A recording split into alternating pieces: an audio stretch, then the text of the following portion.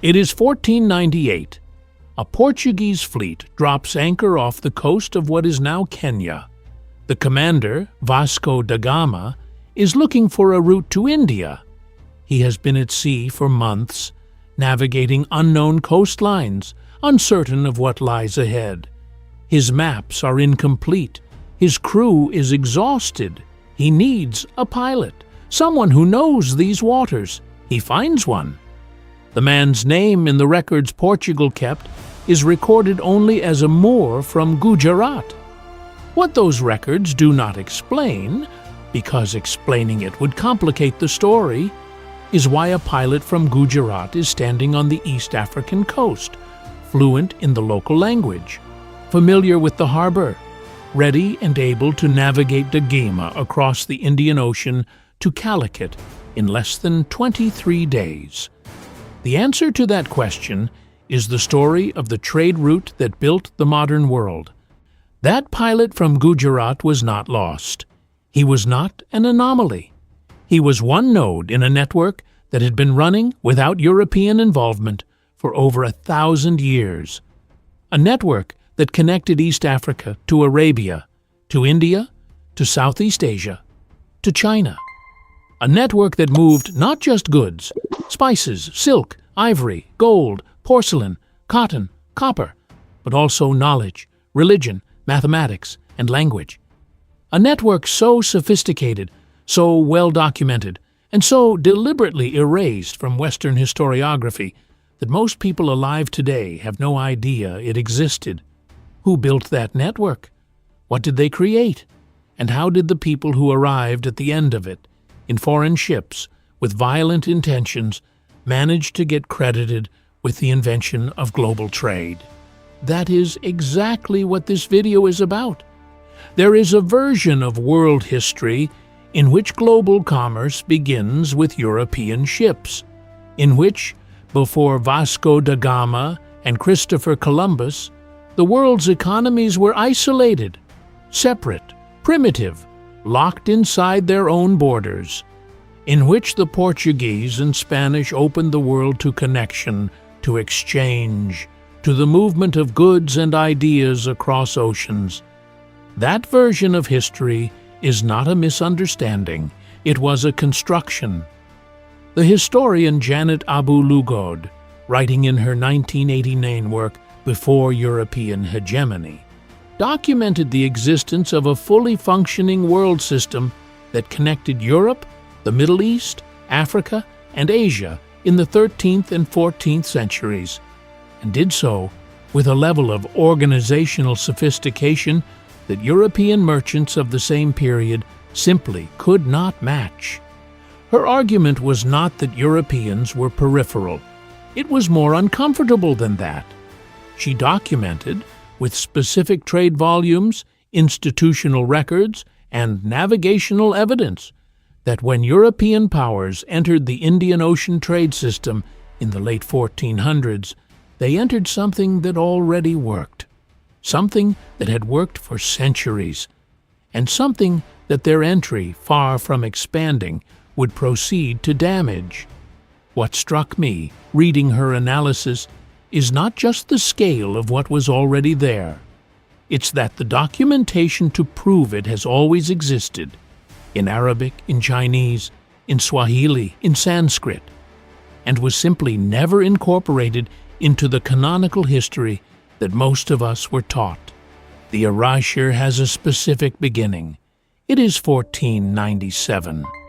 The Portuguese crown under King Manuel I commissions Vasco da Gama to find a sea route to India. He leaves Lisbon. He reaches the Cape of Good Hope. He sails up the East African coast. He finds pilots who already know where India is. He arrives. He names what he has done a discovery.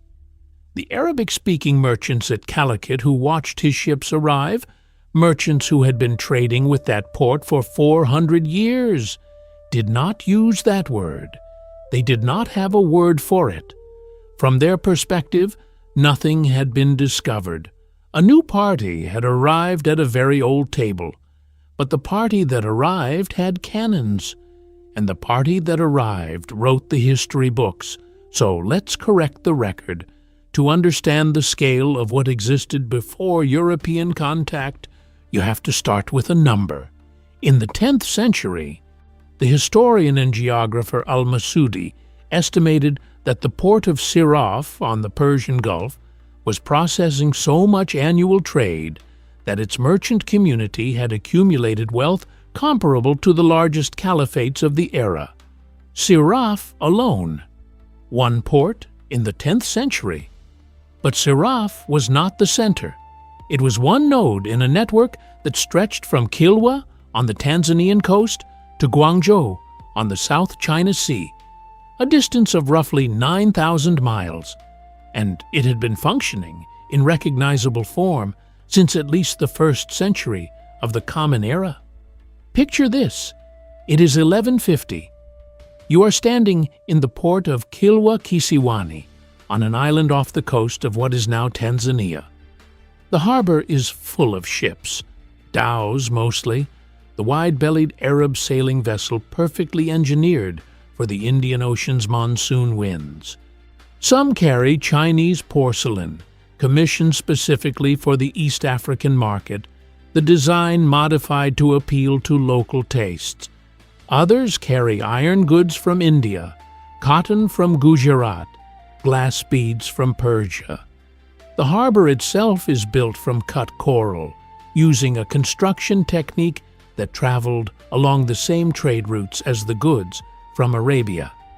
The mosque behind the harbor is the oldest in sub-Saharan Africa.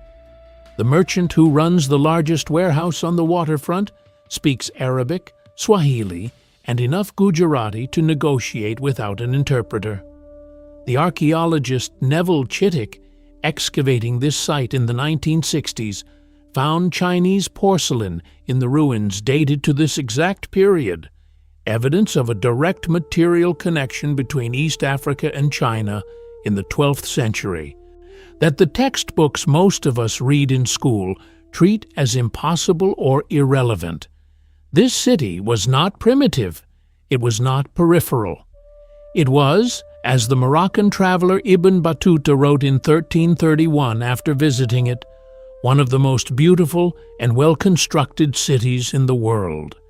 His exact phrasing, recorded in his Rila, describes Kilwa as among the finest cities he encountered in 30 years of travel across 3 continents. The scale of the Indian Ocean network at its peak, roughly the 12th through 14th centuries, was not marginal by any modern standard. The economic historian K. N. Chowdhury, writing in Trade and Civilization in the Indian Ocean in 1985, estimated that the annual volume of goods moving through this network, measured in silver equivalents, it was comparable to, and in some periods exceeded, the total annual output of the European economies of the same era. He was not making a polemical argument, he was doing arithmetic with trade records. This is not a comparison between equals with one slightly ahead. This is a different scale of operation. The monsoon winds made it possible. The Indian Ocean is one of the only bodies of water in the world where the dominant wind reverses direction with the seasons, northeast in winter, southwest in summer. The sailors who learned this over generations of observation could plan their voyages with a precision that Mediterranean sailors, dependent on oars and coastal navigation, could not match. You left East Africa in January with the northeast monsoon behind you and arrived in India in 3 weeks. And you waited for the summer reversal and came back. The timing was not guesswork, it was engineering. The communities that grew up around this seasonal rhythm were not simply merchants, they were institutions. In the port cities of Oman, Gujarat, the Malabar coast, the Swahili coast, and the Malay Peninsula, the same families traded across the same routes for generations. Their credit systems spanned the ocean. The suftaja, an early form of the bill of exchange, documented in Islamic commercial law by the 9th century, allowed a merchant in Cairo to issue a credit note that could be honored in Calicut without a single coin changing hands. This was not primitive commerce. This was the architecture of a functioning international financial system, operating 6 centuries before the founding of the Bank of England. If this is already rewriting something you were taught, drop a comment. I want to know what surprised you first. The wealth was real. The institutions were real. But wealth and institutions require people, specific people, with specific knowledge and specific power. So the next question is, who were they? The answer is more complex than any single civilization, and that complexity is part of why the story resists easy telling. The Indian Ocean Trade Network was not built by one empire. It was built by a layered web of merchants, pilots, financiers, and rulers across at least a dozen distinct cultures. And the sophistication of that web was precisely what made it nearly impossible for any single outside power to simply take it over. The Arab merchants, and here the term Arab covers a wide range of Islamic traders from Arabia, Persia, and the Swahili coast, were among the most important organizers of the Western Indian Ocean Network from the 7th century onward. The spread of Islam after the 630s did not create the trade routes. The routes already existed, but Islam provided something that the routes had lacked: a shared legal framework, a common commercial language, and a trust infrastructure that allowed merchants who had never met to enter into binding contracts across enormous distances.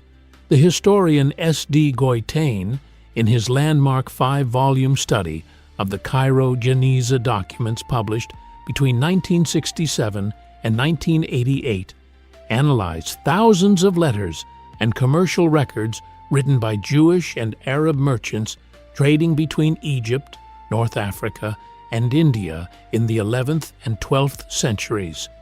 What those documents reveal is not a primitive barter system. When they reveal letters of credit, insurance contracts, partnership agreements, dispute resolution mechanisms, and commodity price lists. A fully formed commercial culture of extraordinary sophistication operating in Arabic 1,000 years ago across 3 continents. Let me be precise about what Goitain found. These were not royal traders. They were not state merchants. They were private individuals, merchants, brokers, agents, operating on their own credit, their own networks, their own accumulated knowledge. The state did not run this system. The state, in many cases, ran on the tax revenue this system generated. The Indian merchants, the Gujaratis in particular, were the engineers of the Eastern Network. The port of Calicut, on India's Malabar coast, was by the 14th century the world's largest spice market. Not one of the largest, the largest. The historian Michael Pearson in The Indian Ocean, published in 2003, describes the Gujarati merchant community as the most organizationally sophisticated commercial group of the medieval world, with trade networks that connected the Persian Gulf to the South China Sea, and financial relationships that functioned across 4,000 miles without a central authority. And on the African side, the Swahili city-states, Kilwa, Mombasa, Malindi, Pate, Zanzibar, were not simply waypoints. They were the producers and suppliers of some of the most valuable commodities in the network: gold from the Zimbabwe plateau, ivory from the interior, iron, copper, and enslaved people. The gold that flowed northward from Kilwa to Arabia and then to Europe, the gold that funded the medieval Islamic world and eventually fed into European treasury systems, originated in the mines controlled by the rulers of Great Zimbabwe. The same rulers history told you built nothing of consequence. The wealth moved in a circle. African gold funded Arab expansion. Arab textiles and manufactured goods paid for Indian spices. Indian spices funded Chinese porcelain.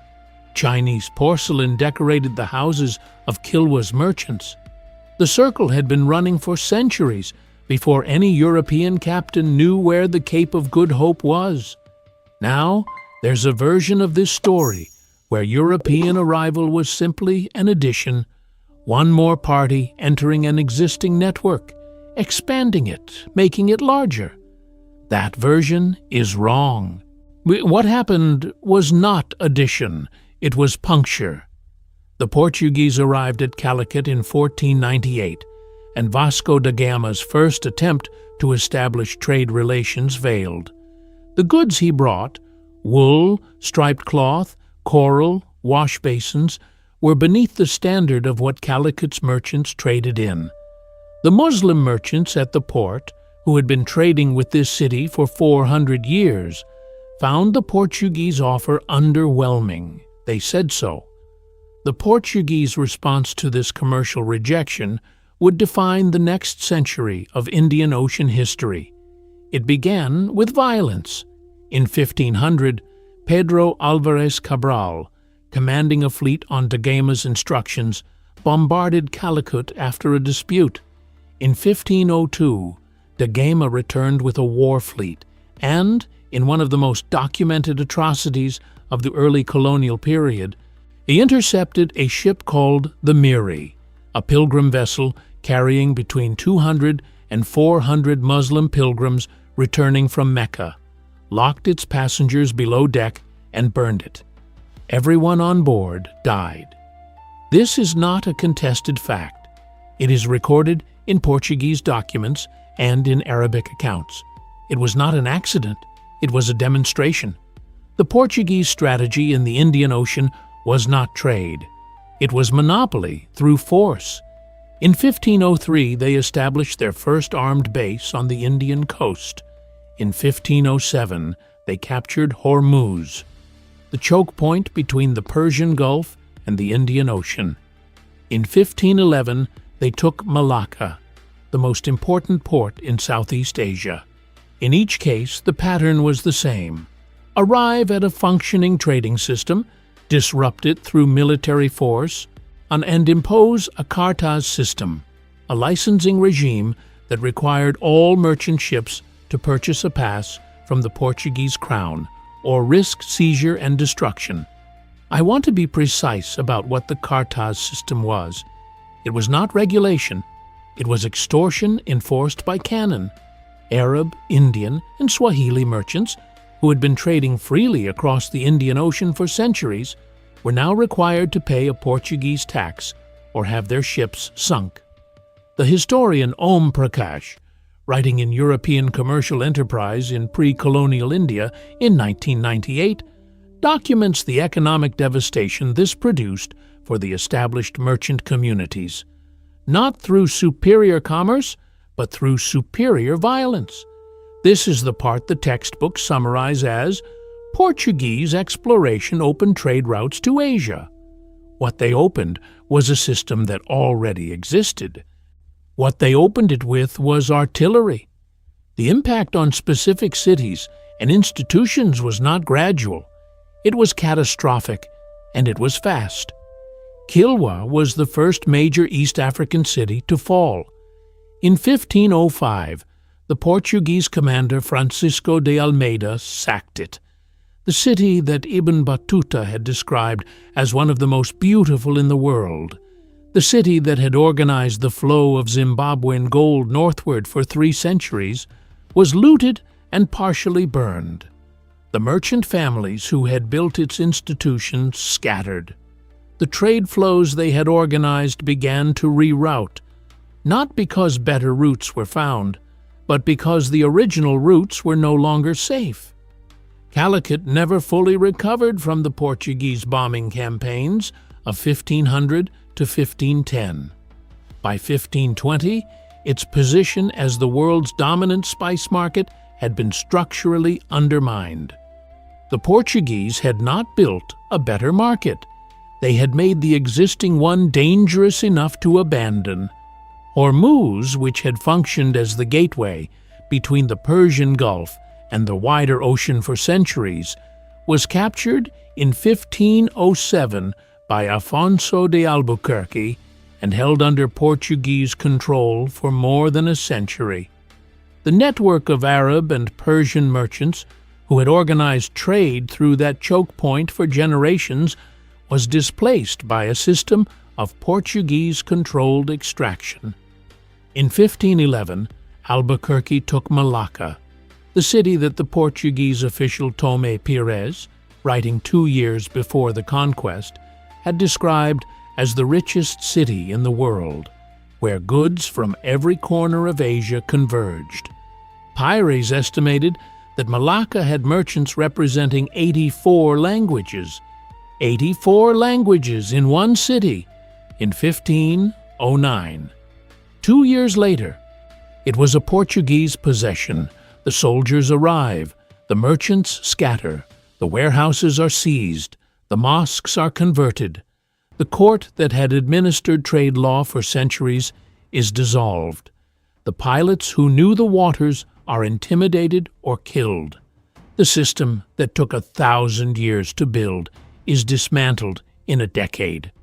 There is a word for this. The word is not discovery. If this is landing, if you're understanding something differently than you did 20 minutes ago, the subscribe button is right there. This channel exists to correct exactly this kind of record every video. What survived the Portuguese disruption of the Indian Ocean trade network did not survive because the Portuguese were merciful. It survived because the network was, in its deepest structure, too distributed to fully destroy. Arab merchants rerouted through the Red Sea. The Gujarati merchants found new intermediaries. The Swahili coast rebuilt, slowly, over generations.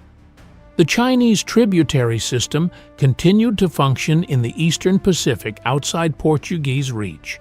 But something was permanently altered. The Cartaz system, the extortion model, was not just a military strategy. It was a template.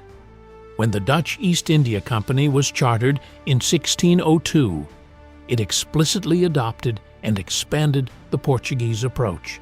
When the British East India Company consolidated control of Indian trade in the 18th century, it used the same logic, not superior commerce, but the monopoly power of organized violence. The specific companies changed, the model did not. And here is the connection that changes the entire frame of what we call the early modern period. The wealth that Europe accumulated in the 15th, 16th, and 17th centuries, the wealth that funded the Renaissance, the scientific revolution, the early financial systems of Amsterdam and London, didn't come from European productivity. It came from the extraction of existing wealth from existing systems that had been built by other people over centuries. The historian André Gunder Frank, in his 1998 work Reorient, made an argument that the economic history establishment found deeply uncomfortable, that the center of gravity of the world economy in the period from 1400 to 1800 was not Europe, but Asia, and specifically the Indian Ocean basin. Europe was not the engine of early modern wealth creation. Europe was the newest entrant into a system that had been creating and distributing wealth for 1,000 years. Its advantage was not sophistication. Its advantage was guns. The gold that flowed into the Portuguese treasury from Quilwa, from the Cartaz payments of Arab merchants, from the control of Hormuz and Malacca, that gold did not stay in Lisbon. It moved into the wider European financial system. It funded the Habsburgs. It funded the banking families of Genoa and Augsburg. It circulated into the investment pools that would eventually fund industrial development in Britain 2 centuries later. Think about what that means. The Industrial Revolution, the event that most Western history treats as the spontaneous product of European ingenuity, European rationality, European entrepreneurship, was partially capitalized by the extraction of wealth from a trade network that Arab, African, and Indian merchants had spent 1,000 years building. When the machine was theirs, the profits went elsewhere. The direct successor states to the Indian Ocean merchant tradition are visible today, if you know where to look. Dubai did not become a global trading hub by accident. It sits on the same geographic logic, the Persian Gulf as a choke point between Asian production and Western consumption, that made Hormuz the most important port in the world in 1400. The container shipping routes that move 80% of global traded goods today trace, in almost exact overlay, the seasonal monsoon routes that Arab and Indian sailors established in the first millennium. The financial architecture of Islamic banking, the prohibition on interest, the partnership models, and the Bill of Exchange systems is a direct institutional descendant of the commercial infrastructure that Goitain documented in the Cairo Geniza letters. The trade network was never fully destroyed. It was captured, redirected, renamed, and the people who built it were written out of the story of how the modern world began. At the start of this video, a Portuguese pilot was looking for a guide who knew the Indian Ocean. He found one on the coast of East Africa, a man from Gujarat who knew those waters because his community had been sailing them for generations, along routes that had been running for centuries before any Portuguese ship left Lisbon. That pilot guided Da Gama to India. Da Gama put his name on the voyage. The pilot from Gujarat did not make it into the history books. That is not a metaphor. That is what happened. The men and women who built the trade network that made Europe rich, the Gujarati merchants, the Arab pilots, the Swahili port administrators, the Indian spice brokers, the Chinese porcelain traders, were not absent from history. They were present at every moment that mattered. They were simply written out of the accounts that their conquerors produced. Which of the merchants, cities, or routes in this video surprised you the most? Leave it in the comments, because the answer shapes what I build next. The next video is about a city that was, by every documented measure, richer than Paris in the 14th century. Its name has been in this video already. You may not have noticed it,